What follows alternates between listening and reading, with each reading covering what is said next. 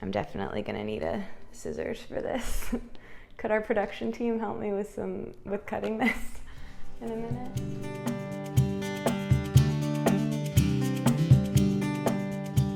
Welcome back to the kitchen this evening. Cheers. Grab a glass of wine. This is my favorite dinner, to be honest with you, and a dinner that I have honestly most days.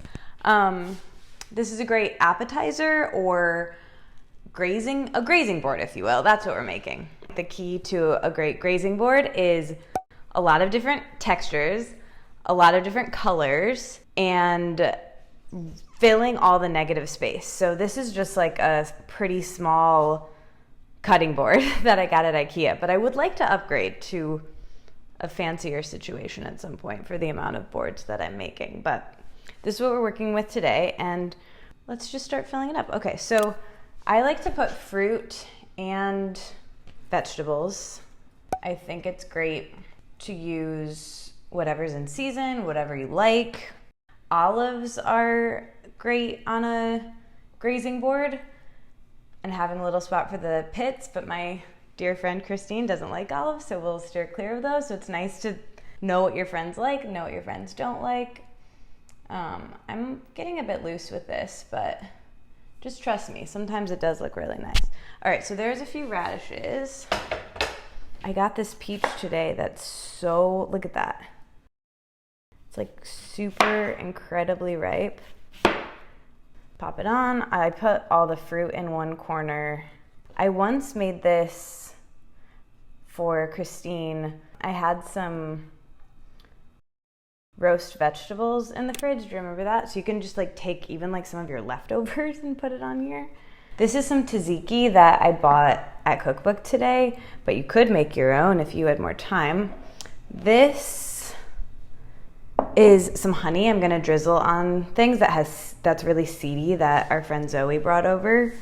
And this is a little trick that I learned from my friend Sophie, and I just call it the mustard swatch, like a paint swatch. And we're gonna use 2 kinds of mustard.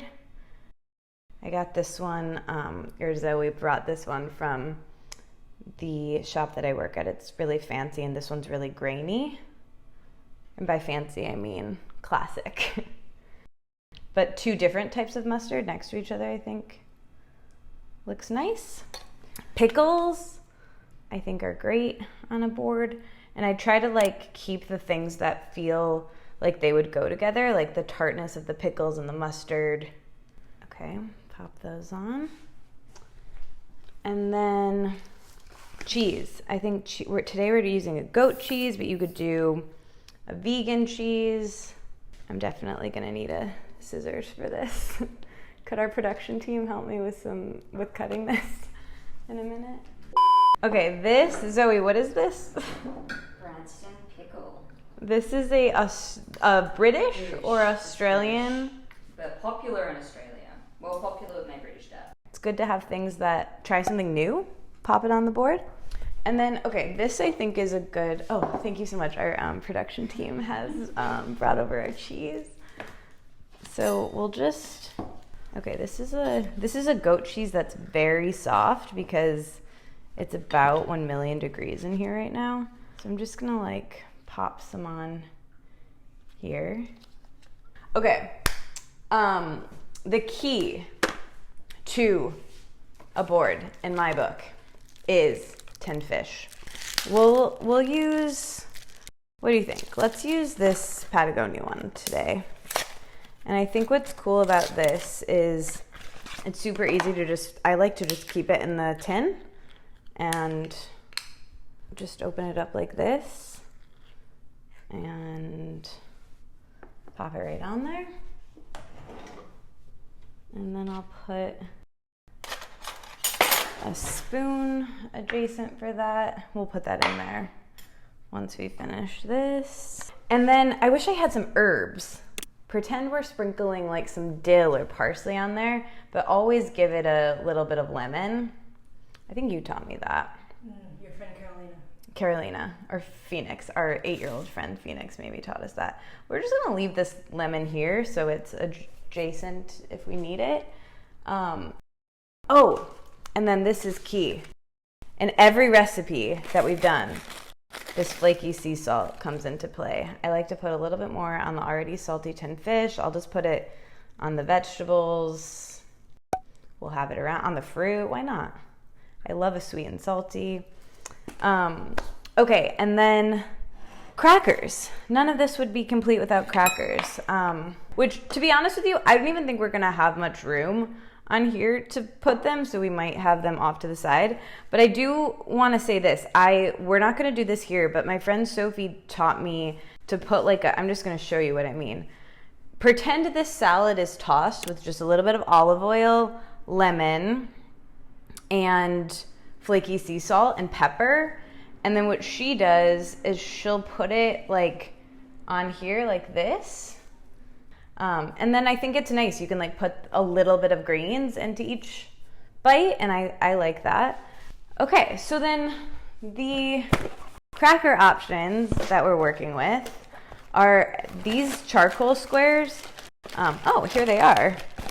Somebody brought these to my birthday party, and I have been craving them ever since. So I hadn't had them before. They're kind of sweet little wafers. And then these, I'm not going to say these are good, but they're satisfying. Somebody told me once that eating crunchy things when you're angry is really good for you. These are very crunchy.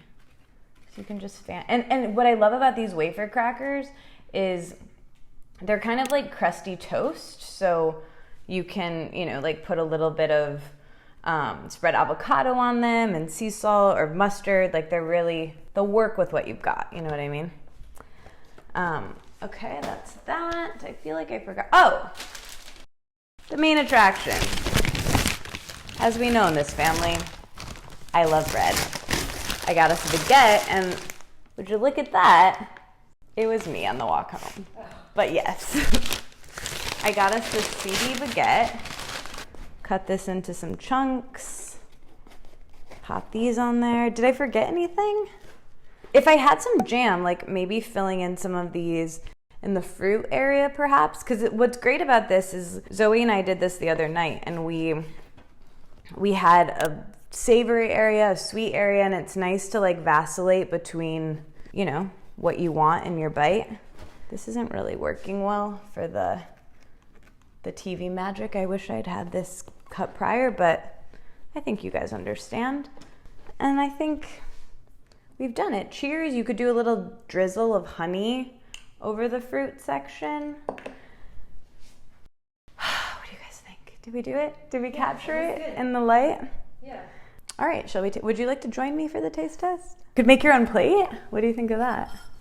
Oh, actually, this is something that I want to talk about. We were having a glass of wine and eating a board last week, and Zoe, you like meals, and I'm a snacking all day type of a person. And because you were I'm never satisfied eating a board if I'm just I'm either what'd you say? I'm either way too full. Yeah, I either get too full or I'm hungry an hour after.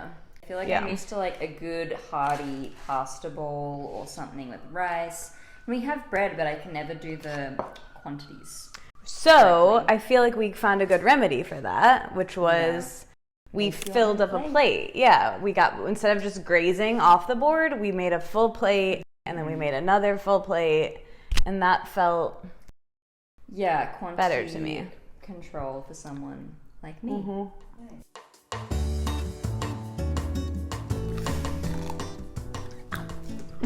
You're one Wait, I'm gonna make I think we need plates. Mm-hmm. Well, these are plates. Alright, I'm gonna get into the tinned fish. My favorite thing to do with the tinned fish is, I should have kind of cut this up. My favorite thing to do is get the bread into the juices, the oil of the tinned fish, and really 1, 2, 3, really one Mississippi, get it soaked in there. Mm-hmm. Chef kiss, incredible. Good. Sweet, savory. Maybe even some salt with it. Salt in there. Rip a hunk. No, please rip a hunk. I mean, the knife isn't really cutting it. We really love salt, like the saltier the better. We have very similar taste in that way. All right, that's it. We're gonna go drink some more wine, eat some of our snacks, have a chat. I hope that you try picnic meal. Again, like everything we ever do in this kitchen, make it your own. It doesn't have to be this fancy, but we just wanted to give you options. And the great thing about this is that it's not expensive. You can do it with anything that you have on hand. And when you don't feel like cooking dinner, when it's hot, when you're tired, this is a great thing to just put together, and it's super satisfying to me. Thank you for coming. Cheers. Aww.